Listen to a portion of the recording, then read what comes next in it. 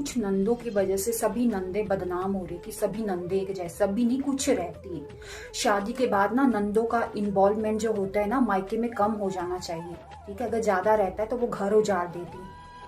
वो भाई से पता है तब तक बनाकर रखते जब तक भाई की शादी नहीं। जब भाभी घर में आ जाती है ना तो भाई से भी वो गुस्सा करती है, नफरत करती है भाभी के कारण। अरे भाभी ने तो अभी से जोरों का गुलाम बना लिया है, जो भाभी बोलते है वही करता है ना। जब तक आपकी सत्ता मायके में कायम थी तब तक सब सही था, अब भाभी आ गई है ना।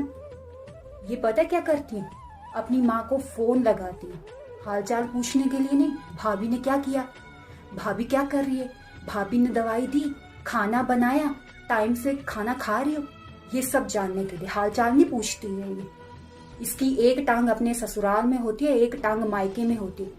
ससुराल में तो अपना हुक्म नहीं चला सकती तो मायके में अपनी जो सत्ता है ना कायम रखती है। इसमें इनकी नहीं गलती, इनकी माँ की गलती है। अगर वो ऐसा करती है ना, औरत होकर औरत का घर तोड़ती है, तो उसकी माँ को समझाना चाहिए। पर नहीं, माँ इनकरेज करती है अपनी बेटी को। और जो दूसरे की बेटी को शादी करके लेकर आए हो ना, उनको ज्ञान देती है ना कि तुम्हारी माँ ने तुम्हें क्या संस्कार, तूने अपनी बेटी को क्या संस्कार दिए हैं भाई। पहले तुम अपनी बेटी को संस्कार दो, फिर दूसरों की जो बेटियां रहते हैं ना उन पर उंगली उठाओ। समझ में आया। तो नंदों का जो इन्वॉल्वमेंट होता है ना शादी के बाद कम हो